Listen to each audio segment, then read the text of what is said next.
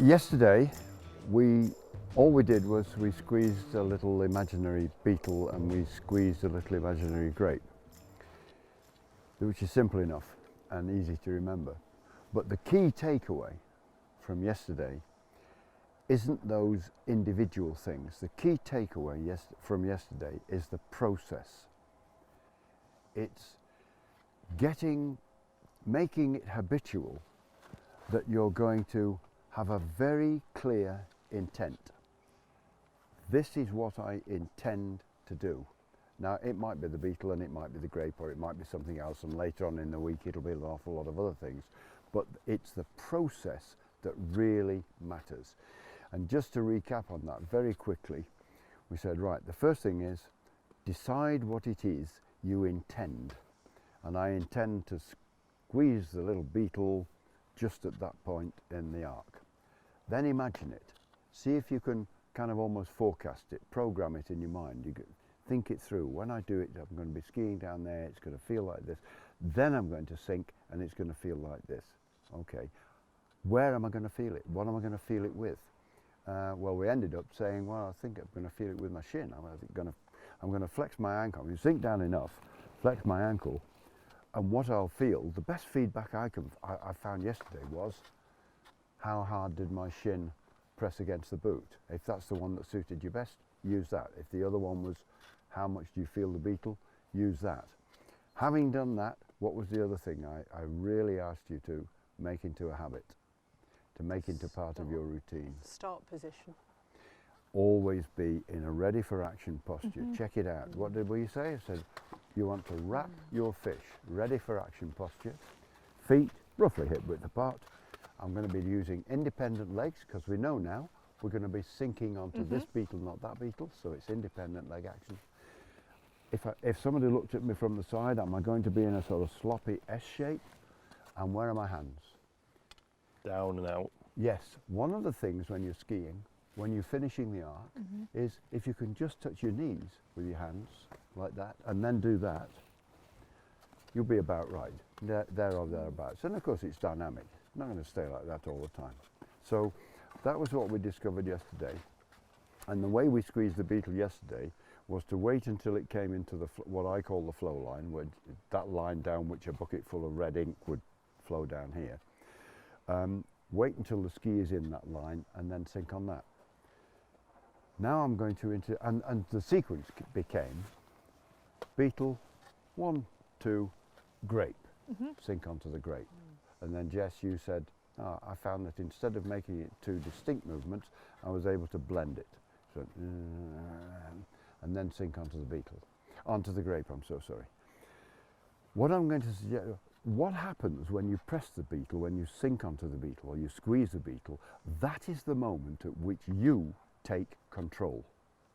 That's the moment at which you say to the ski, this is the kind of contact I want with the surface of the snow. And that's precisely when Mother Earth says, okay, we'll deflect you over there, and begins that process of being deflected over there. So you take control at the moment you make that action. It might be quite nice sometimes to take control earlier. So we can use our beetle. We were going beetle, 1, 2, grape. We can actually use our beetle in a different way. Because at the end of the arc, we will be at our most sunk down, however sunk down that is, we'll be like this. The only reason we want to be flexed really at that point is so that we've got some extension potential. I've got my leg flexed, so I'm able to straighten it or stretch it. Now what a lot of ski schools and ski instructors throughout the world, and especially in Europe, would say to you is, you want to sit down and stand up. Well, that was probably because English wasn't their first language. I'm not denigrating them, they probably knew what they meant, but unfortunately that translated into the wrong kind of thinking with the skiers they were working with. We're not interested in standing up. That's the last, we already know. That's the last thing we want to do. We want to be staying like this. So what are we trying to do when we extend the leg? All we're trying to do is push our beetle's face into the snow slightly more firmly.